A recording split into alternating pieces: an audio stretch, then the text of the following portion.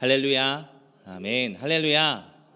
살아계셔서 우리와 항상 함께 하시는 하나님을 찬양합니다. 하나님께서 이 오후에도 하나님의 은혜를 사모하며 나온 우리 모두에게 기대한 것보다 더 큰 은혜 허락하시는 시간 되시기를 소망합니다. 우리 점심을 먹고 다소 피곤하실 수도 있지만 하나님의 달고 단 말씀으로 충만하게 되는 시간 되기를 소망합니다. 여러분, 혹시 이어령 교수에 대해서 들어보셨나요? 우리나라의 초대 문화부 장관을 지내셨고 또 이 시대의 지성이라고도 불렸던 분이시죠. 아쉽게도 작년 2월에 별세하셨습니다. 그 마지막의 시간을 기록한 책이 이어령의 마지막 수업입니다. 이 책은 이어령 교수가 쓴 것은 아니고 김지수라는 작가가 기록을 했습니다. 생애 마지막의 시간을 보내고 있는 이어령 교수에게 김지수라는 작가가 찾아가서 그와 대화하며 나누었던 것들을 기록한 책이죠. 저는 이 책을 처음 접하면서 김지수 작가가 누군지는 잘 모르겠지만 참 부담스럽겠다라는 생각들을 했습니다. 왜냐하면 이어령 교수의 책을 읽어보신 분들은 알지만 그 문장도 참 좋고 박학다식한 것들 때문에 참 책의 내용도 너무 좋았던 기억들이 있거든요. 그런데 그 이어령 교수와 대화를 해서 재편집해서 책을 내야 하는 것이잖아요. 그리고 이어령 교수를 좋아하는 사람들이 그 책을 다 볼 텐데 그 책의 내용이 부족하면 어떻게 되겠습니까? 많은 사람들이 손가락질하고 비난하겠죠. 웬만큼 잘 쓰지 않고는 좋은 소리 못 들을 게 너무나도 뻔한 책이 이 책이기 때문입니다. 그것을 어쩌면 이어령 교수도 알았던 것 같습니다. 그래서 처음 만남에서 이어령 교수는 김지수 작가에게 녹음기를 끄고 대화하자고 이야기를 합니다.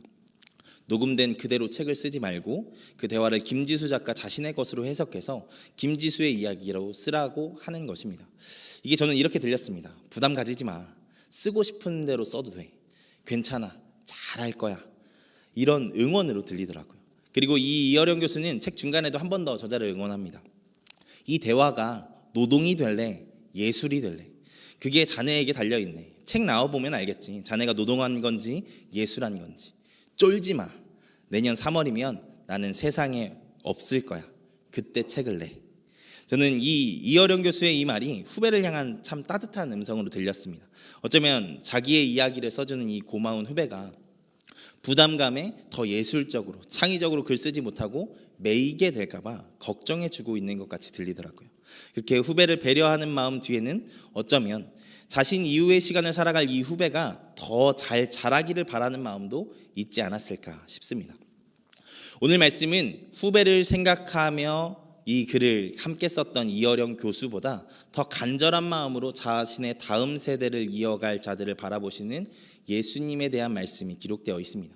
예수님의 공생의 시간이 끝나고 제자들의 시간이 시작되는 것이 오늘 말씀이죠. 오늘 말씀은 예수님의 시대에 대한 요약으로 시작합니다. 1절에서 2절까지 사도행전의 저자 누가는 자신이 누가복음에서 기록했던 예수님의 역사에 대해서 이렇게 요약합니다. 오늘 말씀 1절과 2절 같이 읽어보겠습니다. 데오빌로여, 내가 먼저 쓴 글에는 그가 택하신 사도들에게 성령으로 명하시고 승천하신 날까지의 일을 기록하였노라. 여기에서 누가가 요약한 예수님의 삶은 세 가지입니다. 행하시고 가르치시고 명령하시는 것이었습니다.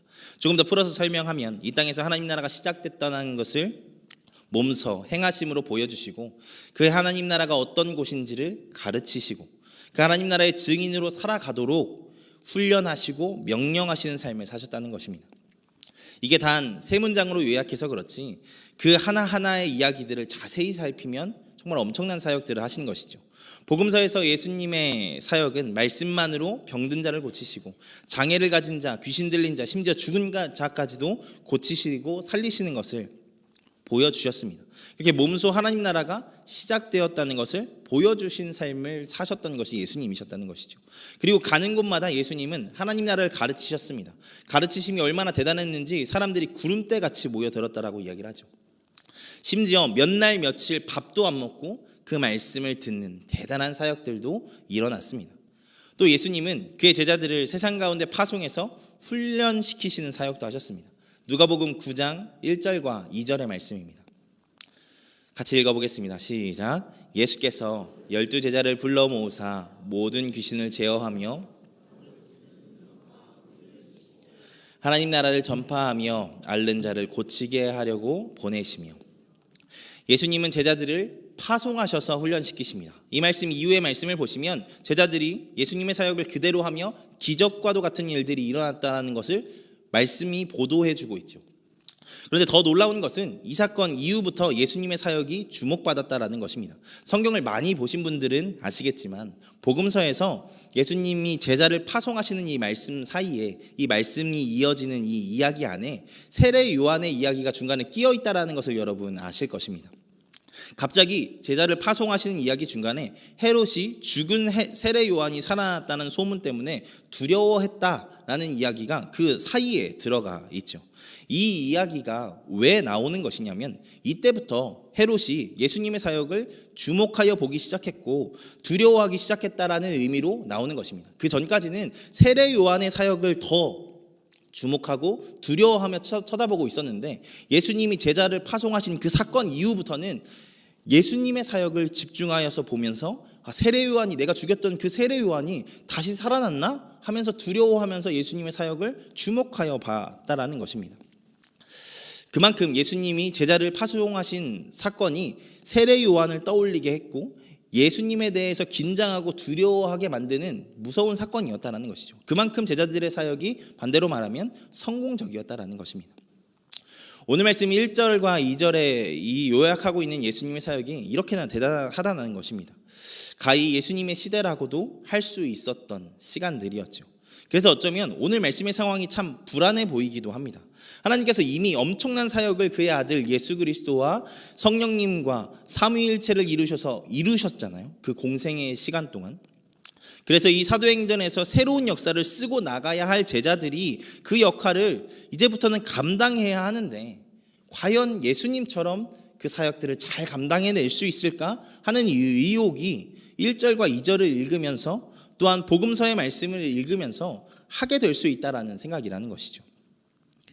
아마 제자들도 그랬던 것 같습니다. 그래서 11절의 말씀을 보면 그 엄청난 사역을 하시고 승천하시는 예수님을 하염없이 바라만 보고 있었다라고 천사들이 또 이야기하고 있지 않습니까? 그것이 11절의 말씀이죠.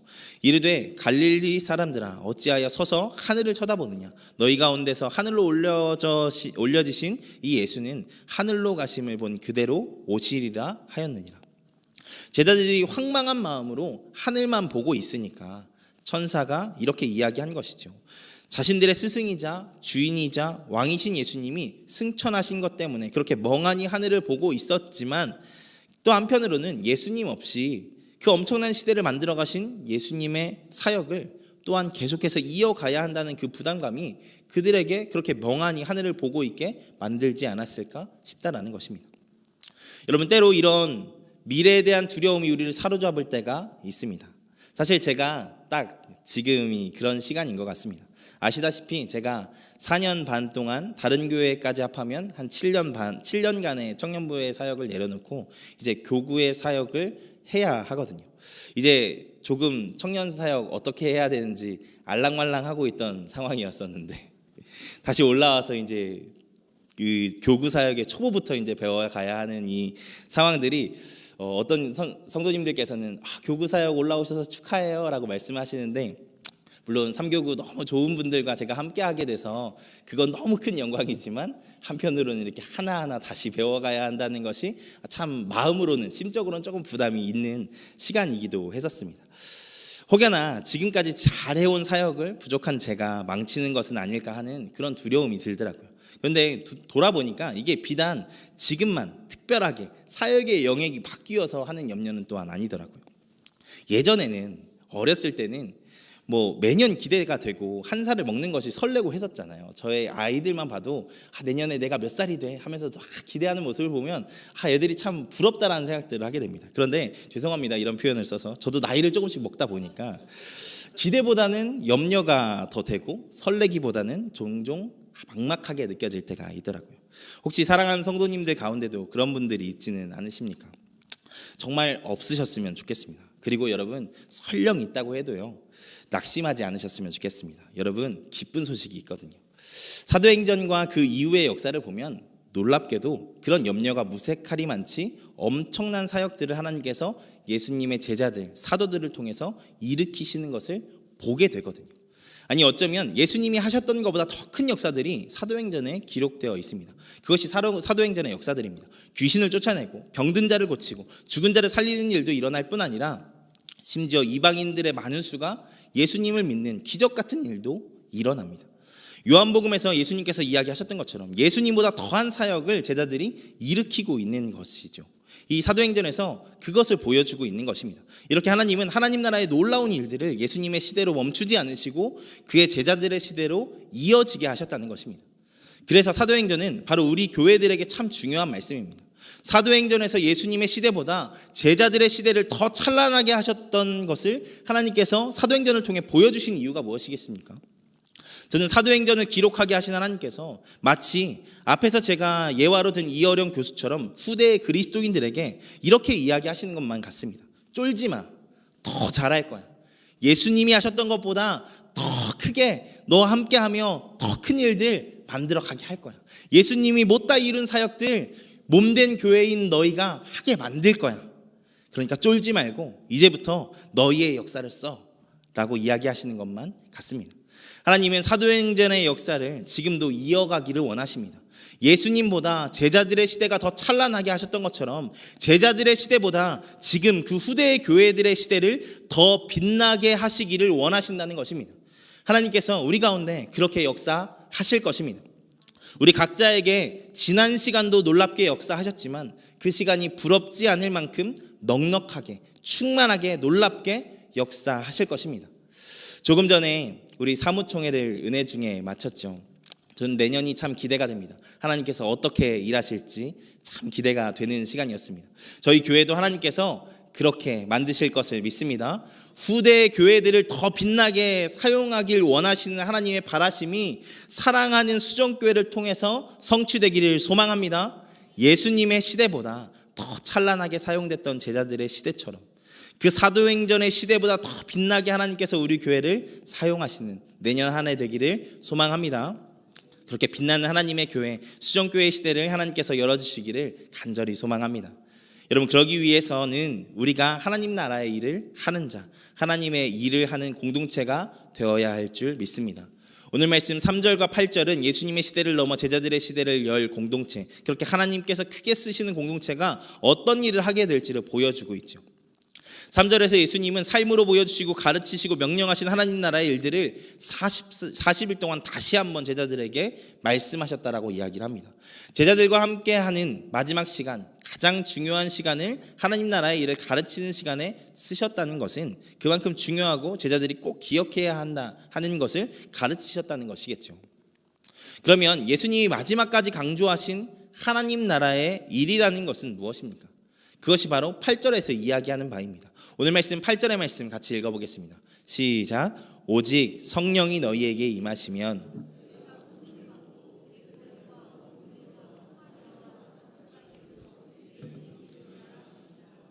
여기에서 하나님 나라의 일이 무엇이라고 이야기합니까?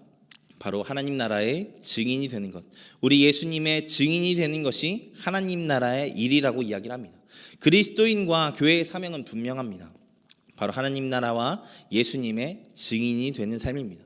종종 이렇게 우리 교회와 그리스도인의 사명을 오해하시는 경우들이 있습니다. 우리는 구원만 받으면 된다고 말이죠. 죽어서 천국 갈 것만 확신하게 되면 된다고 말입니다. 물론 그런 때도 있었습니다. 우리가 우리의 신앙만 지키기에도 정말 어려웠던 그 박해의 시간들에는 우리의 신앙을 지키기 위해 그렇게 무던히 지키고 우리의 구원을 지키기 위해 무던히 애쓰고 싸우고 분투해야 되는 시간들이 분명히 있었을 것입니다. 하지만 여러분 지금은요, 특별한 경우를 제외하고는 하나님께서 믿는 그리스도인에게 그것만을 원하지 않으십니다. 믿는 그리스도인들에게 원하시는 것은 구원받은 자의 삶은 증인된 삶, 제자의 삶을 살아야 한다고 성경은 말씀하고 있습니다. 방금 읽은 사도행전 1장 8절에서만 예수님이 그렇게 말씀하시는 것이 아닙니다. 마태복음 28장 19절에서 20절에서도 이렇게 말씀하시죠.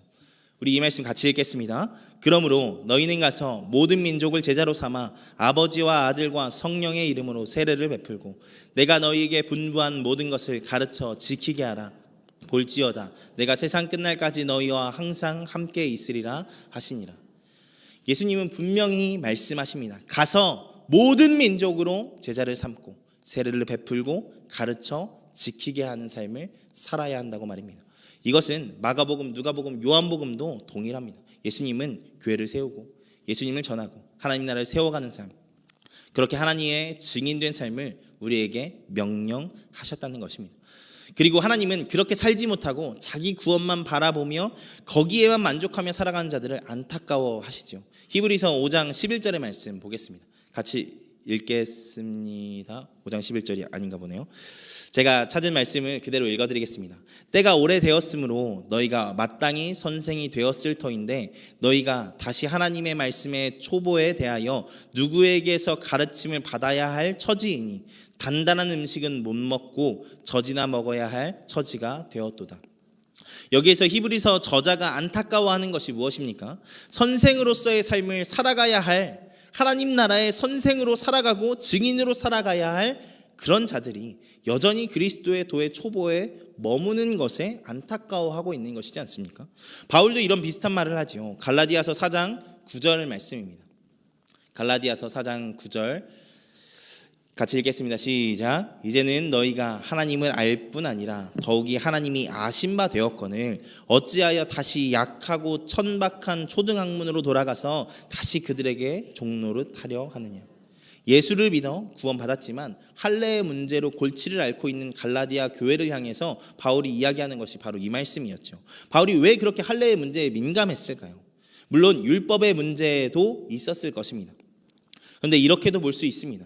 이미 구원받은 자들이 증인으로 살아가고 하나님 나라의 일꾼으로 살아가야 하는데 그것을 위해서 고민하고 애쓰며 살아가기에도 바쁜데 이 사람들이 자기가 이미 구원받았는데 구원 못 받은 것처럼 살아가며 계속 구원 더 잘 받기 위해서 할례 받고 율법 지키고 안식일 규정 지키는 것에만 목을 메고 있는 것에 안타까워서 바울이 이렇게 이야기를 하는 것이지 않겠습니까? 바꿔 이야기하면 나 하나 구원받는 것에만 고민하며 살아가고 더 완전한 구원의 조건을 맞추기에만 급급한 삶을 살아가는 것에 안타까워서 바울이 이렇게 이야기를 한 것이라는 것입니다.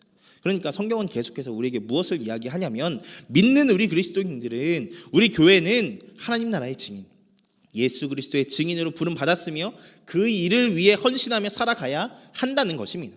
자꾸 나만 중요한 삶, 내 구원, 내 성공을 위해 살아가는 삶을 살아가야 하는 것이 아니라 제발 그 초보적인 삶을 벗어버리고 증인의 삶을 살아야 한다는 것이죠.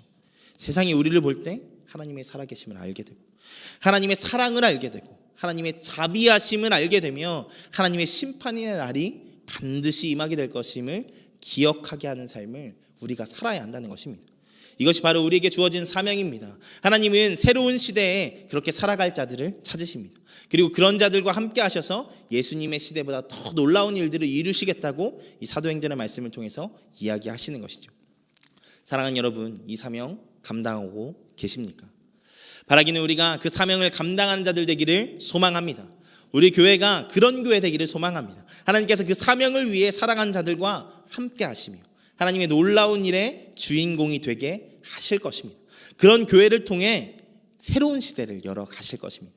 바라기는 그 하나님의 일하심을 기대하며 증인의 삶을 살아가는 우리가 되기를 소망합니다. 세상이 우리를 보고 하나님의 살아계심을 알게 되고 우리 교회를 보고 하나님 나라가 얼마나 아름다운 곳인지 또한 얼마나 소망케 하는 나라인지를 알게 되기를 소망합니다. 여러분, 그런데 여기에서 정말 중요한 것이 또 한 가지 있죠. 그런 삶을 살아가야 한다는 것은 알겠는데 우리가 어떻게 그런 삶을 살 수 있는가에 문제가 아직 남지 않았습니까? 이 삶은 우리의 결심과 노력으로 살 수 있는 삶이 아닙니다. 물론 결심과 노력이 없어야 한다는 것은 아닙니다. 이것도 반드시 있어야 하는데 활용점정이라고 하죠. 그것이 완성되게 하기 위해 필수 불가결한 어떤 것이 있다는 것입니다. 잘 아시는 것처럼 우리는 여전히 육신을 입고 있는 자들로서 너무나도 많은 유혹에 노출되어 있는 자들입니다. 그런 우리에게 예수님처럼 살라고 명령하는 것은 참 어려운 것이죠. 예수님처럼 가르치고 복음 전하고 기적도 일으키고 공동체를 세우며 살아가는 것, 말은 참 좋지만 우리의 결심과 결단과 다짐으로만 살 수는 없는 것이라는 것입니다. 그것은 오늘 말씀의 제자들도 동일하게 느꼈던 것인 것 같습니다. 우리가 종종 착각하는 것이 성경에 나온 사람들은 다들 믿음의 삶을 살만해서 산다라고 착각을 하시는 경우가 있습니다. 그런데 절대 그렇지 않습니다. 이들도 다 사람이었습니다. 사도행전의 말씀을 보면 알지만 기도하고 믿지 않은 사람들도 제자들 가운데 있었고 분을 내고 다투는 사람들도 제자들 가운데 있었습니다. 그리고 가장 결정적으로 그 하나님 나라의 삶을 다른 것에 받고 살 정도로 재정이 풍부하거나 재산이 넉넉한 사람들 또한 없었다는 것입니다. 아마 제자들도 그런 실정을 알았을 것입니다. 그래서 오늘 말씀에 제자들이 이 질문을 하는 것일지도 모르겠습니다. 오늘 말씀에서 제자들은 이렇게 질문하죠. 이스라엘 나라를 회복하심이 이때입니까? 저는 이 질문이 이렇게 들리더라고요. 그 엄청난 하나님 나라의 일들을 해내는 것이 쉽지 않을 것 같은데, 우리가 그 일을 계속 끝도 없이 감당하는 것은 어려울 것만 같은데, 그럼 언제까지 우리가 그 하나님 나라의 일들을 해야 하는 것입니까? 라고 묻는 것 같더라고요. 예수님 금방 오실 거죠? 라고 묻는 것 같다라는 것입니다. 아니 그렇잖아요. 우리가 달리기 경주는 끝이 보이니까 사력을 다해 뛸 수 있고, 등산은 정상이 보이기에 힘을 내서 갈 수 있는 것이지 않습니까? 그 목표가 분명하기에 뒤를 돌아보지 않고 포기하지 않고 에너지를 쓰는 것이죠. 그렇게 끝이 보이는 것이라면 하나님 나라의 증인으로 살아가는 것 어렵고 힘들지만 그래도 견뎌볼 법하지 않겠습니까? 다만 며칠만, 다만 몇 달만 그렇게 사는 것이라고 한다면 말입니다. 그래서 제자들이 이렇게 물었을 수 있다는 것이죠. 그런데 예수님은 여기에서 정말 잔인하게 이렇게 답하십니다. 그것은 니네가 신경 쓸 일이 아니야 라고 말이죠. 어쩌면 이 말씀을 듣고 제자들은 긴 한숨을 내쉬지 않았을까 싶습니다. 제자들에게 이 이야기는 그 어려운 삶을 끝도 없이 살아가야 할 수도 있다라는 말로 들렸을 수 있으니까요. 아마 예수님 지금 우리가 이 질문을 해도 동일하게 대답하지 않으실까요? 그것은 너희가 신경 쓸 일이 아니라고 말입니다. 마지막은 하나님이 정하신다고 말이죠. 그러면 여러분 끝도 모르는데 우리가 어떻게 그 삶을 살 수 있을까요? 우리의 의지와 결단만으로 살 수 없는데 어떻게 그 하나님 나라의 증인의 삶을 이 땅에서 살아갈 수 있냐는 것입니다. 그것은 성령님과 동행할 때만 그 성령님으로 충만해야만 가능한 줄을 믿으시기 바랍니다. 오늘 말씀에 예수님은 그냥 이런 사역을 하라고 하지 않으셨습니다. 오늘 말씀 4절과 5절의 말씀 같이 읽겠습니다. 같이 읽습니다. 사도와 함께 모이사 그들에게 분부하여 이르시되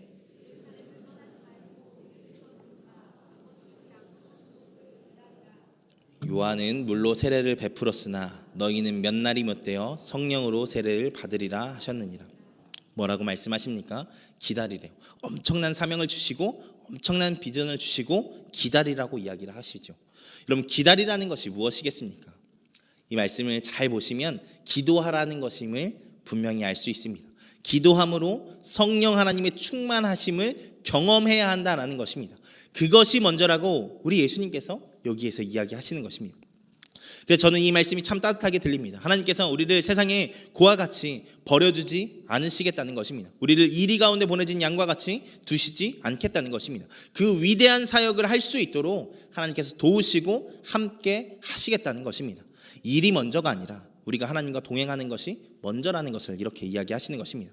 하나님은 일본의 가미가제 특공대와 같이 가서 장렬하게 전사하라고 내 영광을 위해 죽으라고 우리를 부르시지 않으셨습니다. 도리어 우리가 하나님으로 충만함 가운데 그 일을 감당할 수 있도록 하시죠. 아니 도리어 그 순종의 자리가 은혜의 자리가 되게 하십니다. 그게 사도행전에 나오는 사도들과 제자들의 모습이지 않습니까? 언뜻 그들의 사역의 모습을 보면 정말 힘들 것 같아요. 베드로는 복음을 전하다가 옥에 갇히고 바울은 온 세계에 돌아다니면서 더한 일도 경험하죠. 근데 놀랍게도 그들의 사역에는 언제나 은혜가 넘쳤습니다. 그들의 고단한 삶에 하나님의 일하신의 흔적들이 사도행전에서 계속 곳곳에서 묻어나죠. 옥문이 열리는 역사가 베드로와 사도 바울에게 있었습니다. 기도하니까 귀신이 쫓기고 병든 자가 낫고 죽은 자가 살아나는 역사가 일어납니다. 복음을 전하니까 허다한 무리가 회개하고 돌아옵니다. 그들의 육신은 어쩌면 버겁고 고단했을지 모르지만 그 모든 순간을 경험하는 성령님의 일하심은 그들로 살 수 있게 했을 것입니다. 오히려 더 충만하게 만들었을 것입니다. 하나님 내 눈앞에서 일하시는 것을 보는 것을 통해서 말입니다. 바라기는 우리가 앞서 이야기하고 나눈 그 위대한 사명을 완수하기 위해 기도하는 자들이 되기를 소망합니다. 예수님의 시대보다 더 놀라운 하나님의 역사의 시대를 만들기 위해 성령으로 충만함으로 있기를 소망하는 자들 되기를 소망합니다. 여러분 그러기 위해서 여러분 우리 더욱 기도하는 자들 되기를 소망합니다. 생명의 말씀을 사모하며 읽고 묵상하는 자들 되기를 소망합니다. 그렇게 하나님이 주신 은혜로 성령 하나님의 함께 하심으로 이 하나님께서 맡기신 귀한 사명들을 감당하는 우리가 되기를 소망합니다.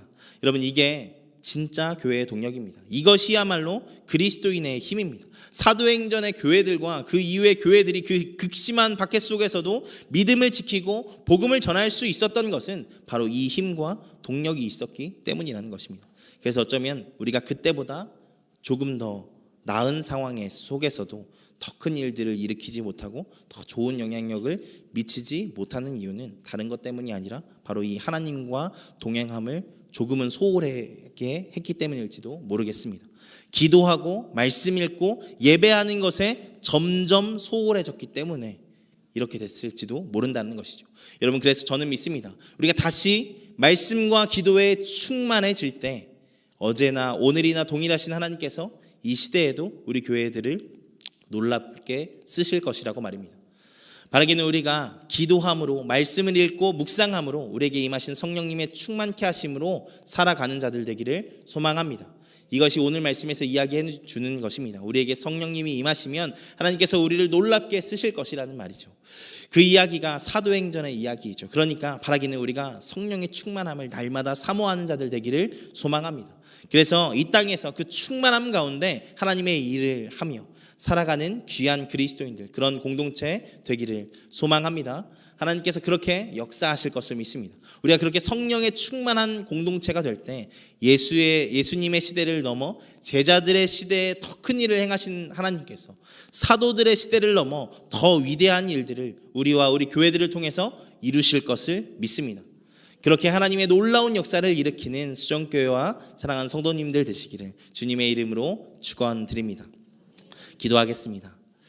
전능하신 하나님, 감사합니다. 사도행전의 말씀을 통하여서 하나님께서 예수님의 시대보다 더 놀랍게 사용하신 제자들의 시대, 또한 그 제자들의 시대보다 더 놀랍게 사용하기를 원하시는 우리의 시대에 대한 말씀을 들었습니다. 하나님, 그 시대를 소망하는 우리 가운데 더 기도하며 성령 충만을 사모하며 나아가는 자세가 있기를 소망합니다. 그럴 때 하나님께서 그런 하나님의 위대한 역사들도 우리를 통해 일으키실 것을 믿습니다. 우리가 날마다 더 기도함에 힘쓰고 모이기에 힘쓰며 나누기에 힘쓰며 하나님의 은혜를 사모하기에 힘쓰는 귀한 자들 될 수 있도록 주님께서 붙잡아 주시옵소서. 그리하여 우리 수정교회가 하나님의 새로운 시대에 더 큰 귀한 사역들을 감당하는 귀한 교회 될 수 있도록 주님께서 붙잡아 주시고 인도하여 주시옵소서. 감사합니다. 사랑합니다. 예수 그리스도의 이름으로 기도하였습니다.